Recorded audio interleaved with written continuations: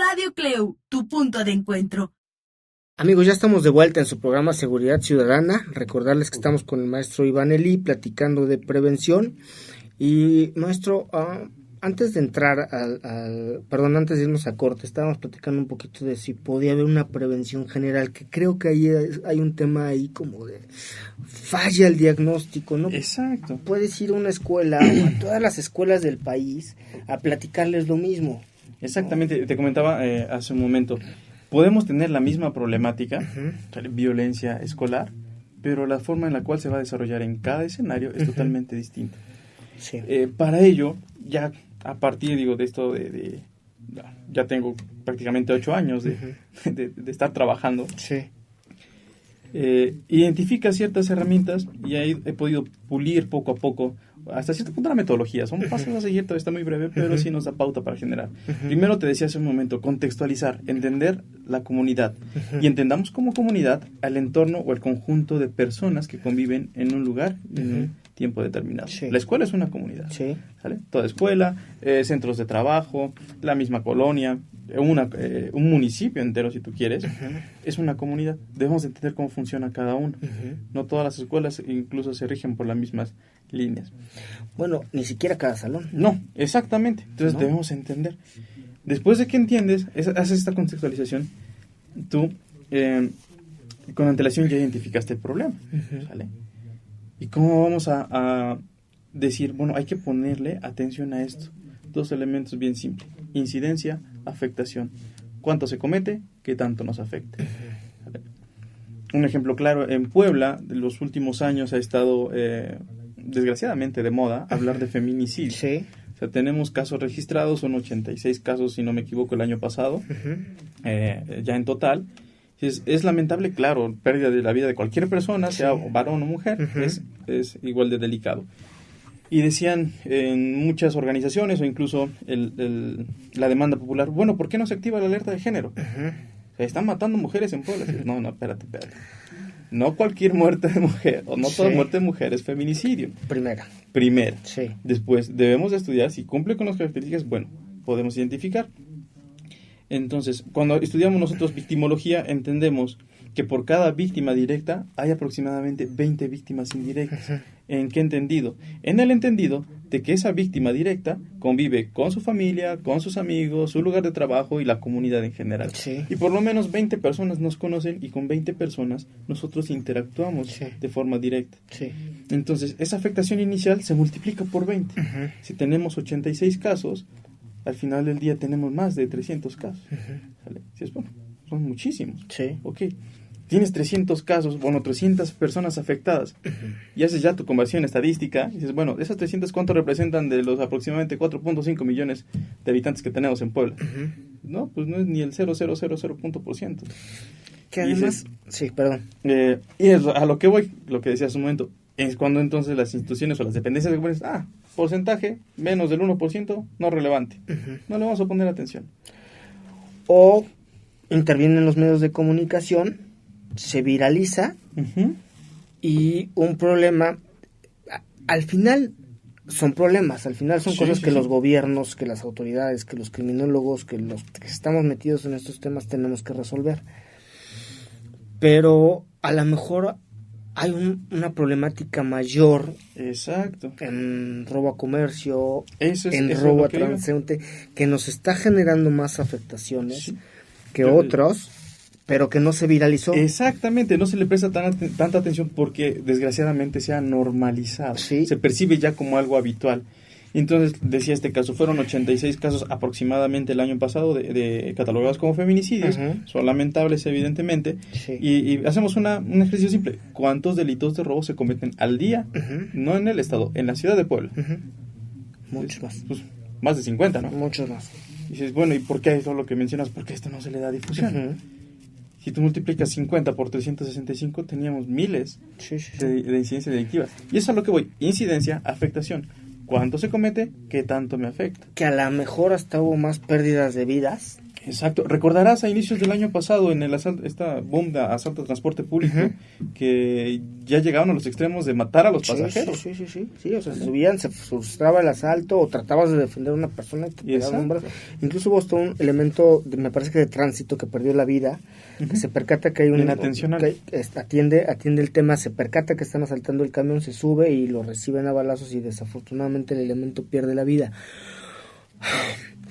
Resolver lo urgente, resolver lo importante. Exactamente. ¿Cómo clarificamos en este tema? Porque además, cuando nuestros alumnos y cuando nosotros mismos nos toca ser asesores del presidente municipal, del secretario, del gobernador, siempre te van a decir, oye, traigo los medios de comunicación encima y traigo al periodista encima de mí pidiéndome explicaciones de cómo voy a resolver. ¿Cómo le explicas al presidente municipal, al asesor, al gobernador, al diputado, que hay cosas que son urgentes y hay cosas que son importantes? ¿Cómo sensibilizas para que esto...? Desgraciadamente lo mencionaste hace un rato, los medios de comunicación, cuestión contraria, en caso contrario, en lugar de ser elementos o herramientas de utilidad para generar calma, generan controversia. Sí. ¿Sale? Sí. Y te pueden tergiversar la información. ¿En qué sentido? Supongamos que tú o estamos trabajando como asesores de X nivel de gobierno y los estamos haciendo bien, ¿sale? Dijimos, cuando entramos en nuestra administración existían 100 personas en pobreza extrema. Okay. Y pusimos en marcha nuestros programas, les dimos atención y ahora tenemos únicamente 30 personas en pobreza extrema. Sí. Avanzamos un 70%. Sí, por supuesto. ¿Sale? Tú lo quieres dar a conocer con ese sentido. Llegan los medios de comunicación y te cambian la percepción. Dicen, el 30% de los habitantes de esta comunidad carece de pobreza o padece de pobreza extrema. Sí. Dices, no, espérate, no. No es el 30%, estamos ganando 70%. Claro. Pero los medios te venden las partes negativas siempre. Pero en Finlandia no hay pobres, ¿no? Exacto. O es que en, no sé, Nueva Zelanda se registra nada más un homicidio cada 3 años. Sí, espérate, pero aquí, allá vamos, ¿no? Exacto. Si queremos llegar a ese punto, tenemos que trabajar en conjunto. Algo que desgraciadamente nos pasa como sociedad es que demandamos ser o tener autoridades y un sistema de gobierno de primer mundo, pero nosotros como ciudadanos no nos comportamos como ciudadanos de primer mundo. Sí, eso cuesta más trabajo, ¿no? Cuesta mucho más trabajo. Sí. Es más fácil criticar que ponerte a trabajar. Sí. Entonces, ¿cómo sensibilizar a las personas, a aquellos que tienen la facultad de tomar decisiones? Mostrando esto, incidencia y afectación, pero sobre todo mostrando la panorama de la diversificación y las posibles afectaciones que te van a generar. Si tú no atiendes esto ahorita, es como un niño, si no lo educas cuando es pequeño, difícilmente lo vas a hacer cuando sea adolescente, e imposible cuando ya es un adulto. Claro. ¿Vale? Fíjate, ahora que también se puso de moda el tema del huachicol, yo recuerdo, fui a una comunidad que se llama San Andrés Azumietla, hace unos 12 años. Yo no sabía todo este tema del huachicol, ni que existía, ni nada por el estilo. Pero recuerdo ir sobre la carretera rumbo a Azumiatla, que es una carretera muy solitaria, que transitan muy poquitos vehículos. Una cabañita, no recuerdo exactamente el precio de la gasolina en ese momento, pero recuerdo una cabañita con un letrerito de madera, pintado con plumón que decía gasolina, tal vez 4 o 5 pesos, que estaba 2 o 3 o 4 pesos por debajo del costo real. Yo no sabía que existía el huachicol, no existía todo este rollo de nada de estas cosas, ni siquiera las visualizaba porque además no se hablaba de ello. Lo que sí me pregunto es, ¿por qué en una casita pueden tener gasolina más barata de lo que lo tiene cualquier gasolinera? Me seguí, me quedé con esa duda. Y ahora que se pone de moda todo este tema del huachicol, me acuerdo de esa época y decía... Exacto, es lo que decíamos hace un rato, identificación de conductas latentes. No hubo prevención. No hubo prevención y sobre todo no hubo la atención adecuada.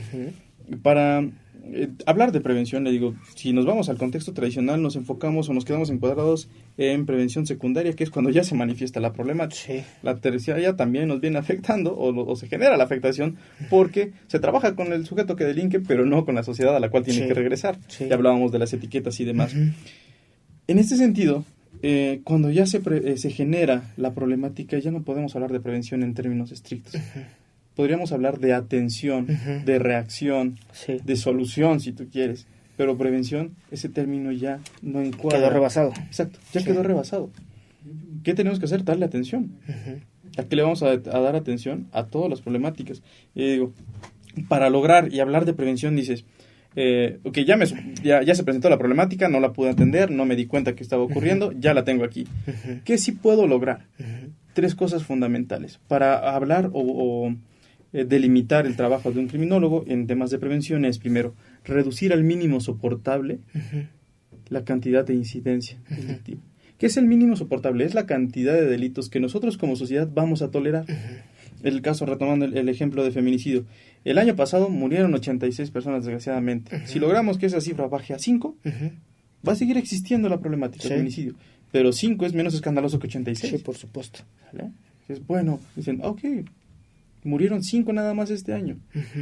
Entonces ya no sigue existiendo el problema, se va a seguir presentando, pero ya no tenemos esos niveles tan exagerados en incidencia delictiva. Ese es el primero, reducir al mínimo soportable. Después, evitar la propagación.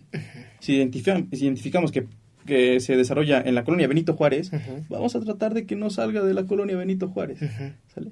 Que no pase este efecto cucaracha como con la guerra de Calderón, recordarás. Sí. Y el problema, ¿dónde estaba? En Michoacán y demás. Mandan al ejército y se extiende a toda la república. Estaba focalizado. Exacto. ¿No? Ya sabías que Sinaloa, ya sabías que Tamaulipas, ya sabías que Ciudad Juárez, California, ¿no? Mandas al ejército, haces tu política criminal en ese sentido, netamente reactiva, y toda la república se convierte en, sufre las repercusiones entonces, tratar de evitar la propagación. ¿Cómo evitas la propagación? No vas a mandar directamente a la fuerza pública, no vas a llegar con un montón de elementos policiales, porque evidentemente vas a generar que las personas que delinquen en esa zona busquen otras zonas. Claro. ¿Vale? Entonces, dar atención a los elementos que generan la problemática. Bueno, ¿por qué en esta calle de la colonia Benito Juárez han asaltado a muchas personas? Y ahí es donde viene una rama de la criminología, que es criminología ambiental. Pues que mira cómo está la calle, está toda descuidada, está en terracería, ni siquiera tiene alumbrado público y demás, tiene maleza.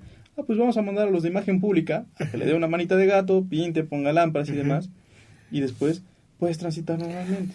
O es la parada del autobús. ¿No?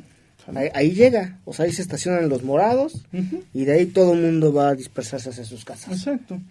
Entonces, le vas a dar atención a todos esos elementos que en conjunto generan la aparición de la problemática.